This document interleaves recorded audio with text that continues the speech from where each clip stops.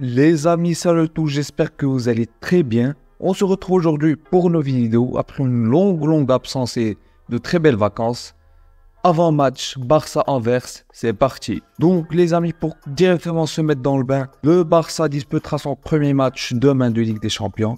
Donc le Barça rencontrera Anvers, donc le champion de Ligue belge l'année dernière, avec vraiment un scénario de fou lors de la dernière journée.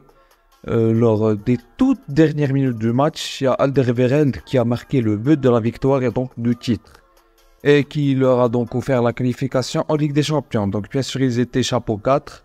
On les a tirés. D'ailleurs, le tirage au sort cette année a été vraiment très clément avec nous comparé à l'année dernière ou même l'année d'avant. L'année dernière, les amis, je vous rappelle, le groupe de la mort, Barça, Bayern, Inter et puis Victoria Pilsen. Donc c'était un petit peu compliqué malgré les blessures. Les décisions arbitrales, les faits de jeu, bref, on va pas y revenir là-dessus. C'était triste l'année dernière.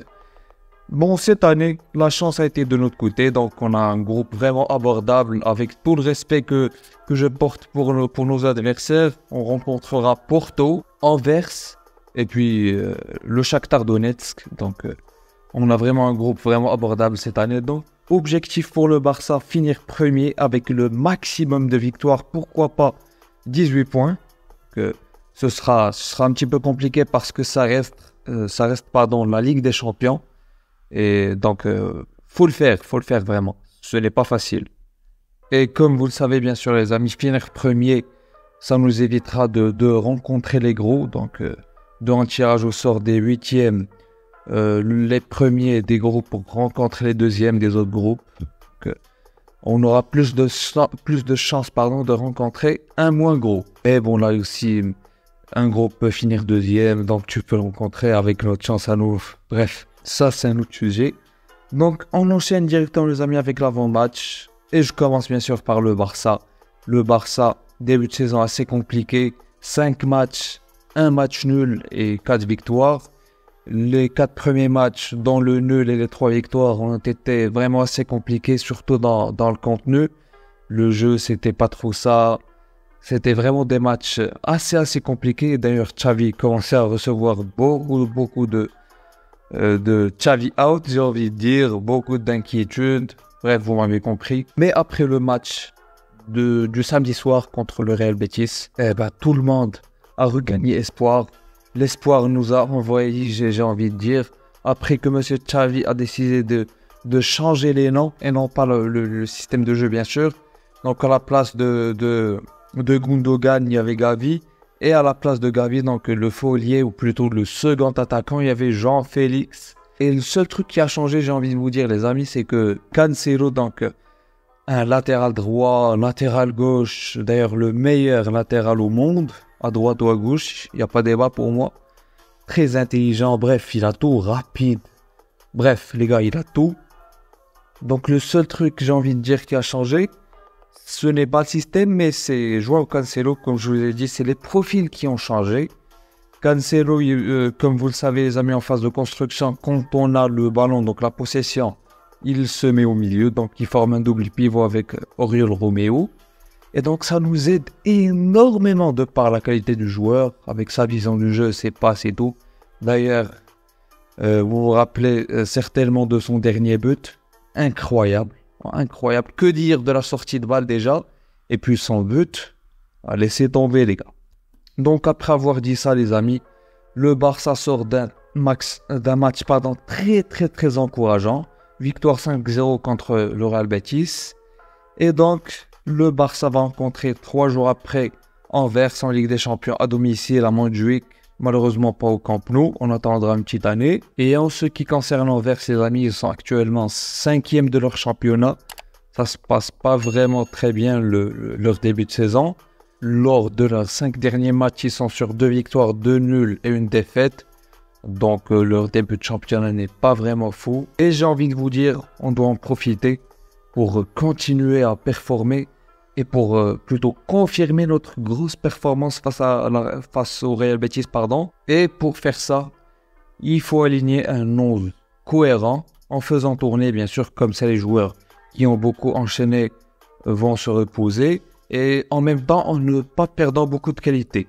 Et pour ce faire, je vous affiche les amis mon 11 type. Et donc comme vous le voyez à l'écran, dans les buts, comme toujours, Mats, Marc-André Ter Stegen. En défense centrale, Koundé, très très gros début de saison. Certains vont me dire qu'il faut le faire tourner, mais les gars, après son gros début de saison, je pense qu'il pourra enchaîner ce match. Et pourquoi pas le faire sortir si on gagne. Et à côté de lui, Inigo Martinez qui a fait sa deuxième entrée contre le Real Betis. Il a fait une autre entrée face à Osasuna. Le match, c'était une purge. J'ai même pas envie d'y revenir là-dessus. Et donc, Inigo Martinez, défenseur central gaucher, expérimenté. Il a clairement le niveau pour être un très bon défenseur de la Liga. Et je crois qu'il peut vraiment performer face à Anvers. Leur attaque ne risque pas de faire beaucoup de dégâts. Surtout après avoir écouté leur entraîneur, c'est Van Bommel, pardon d'ailleurs, notre ancien joueur. Et donc, il a dit qu'ils allaient se concentrer sur la défense parce que le Barça a l'une des meilleures attaques de la Ligue des Champions. Donc, je pense qu'il nous a vraiment vite annoncé la couleur. Traduction, il va nous parquer le bus, tout simplement. Et donc, je pense pas que notre défense va vraiment être inquiétée. Les latéraux, Baldé à gauche, Cancelo à droite. Cancelo à droite, comme je vous ai dit tout à l'heure, lors de la phase de possession, quand on a le ballon, il rentre à l'intérieur, il devient littéralement un milieu relayeur. Gundogan, Gavi, Romeo au milieu de terrain. Romeo, il va vraiment nous aider dans l'aspect physique, dans les récupérations de balles. Gundogan, comme vous savez, créativité, il va se projeter dans la surface, il va aider Rafinha, tout comme Cancelo d'ailleurs, qui va dédoubler parfois. Donc, Gundogan du milieu de terrain. Gavi, bien sûr, il va vraiment beaucoup nous aider. Comme l'a dit Xavi, c'est le cœur de l'équipe. Il récupère énormément de ballons. Et on l'a d'ailleurs vu, les gars. Il a fait un très gros match face au Real Betis. Et pourquoi? Parce qu'il a joué tout simplement à son poste. Donc, en tant que milieu relayeur, Gavi est vraiment très bon. Non déplaise à ses haters, j'ai envie de dire. Il se retourne avec ses contrôles orientés, pieds éloignés, c'est vraiment incroyable. À chaque fois qu'il reçoit le ballon, il cherche à attaquer. Et c'est tout ce qu'on veut au Barça.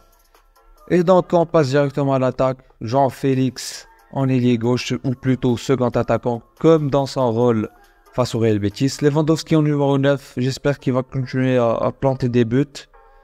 Et Rafinha à droite, à la place de Lamine Yamal ou bien Ferran Torres. J'ai trouvé que Ferran Torres a fait un assez bon match face au Real Betis, pardon. Il a mis un très beau coup franc, d'ailleurs il n'a pas fait exprès de le marquer, il l'a dit après le match. Et je le respecte vraiment pour ça, il est honnête. Mais je partirai sur Rafinha parce qu'il n'a pas vraiment enchaîné de match. Il a fait une très belle entrée avec un très beau but. Donc je lui ferai confiance pour lui faire comprendre que c'est un élément important de l'équipe. Donc voilà pour mon 11 les amis. L'animation vous la connaissez tous. On jouera en 3-2-2-3. Félix va laisser le couloir à Baldé en phase de possession. Gundogan va faire ses appels dans la surface. Cancelo va rentrer au milieu de terrain. Et Rafinha va parfois rentrer intérieur. Et Cancelo pourra prendre son couloir droit ou bien parfois même Gundogan. Romeo et Gavi resteront un petit peu derrière. Donc c'est un petit peu ça l'animation. On espère voir un gros match. On espère une grosse victoire comme ça, on confirme. Et on monte en puissance. Donc voilà, c'était tout pour la vidéo les amis. Pour ceux qui ne sont pas d'accord avec moi selon mon 11 type, n'hésitez pas à discuter en commentaire. J'en discuterai avec vous avec plaisir. Et moi je vous dis ciao, à la prochaine et à très vite.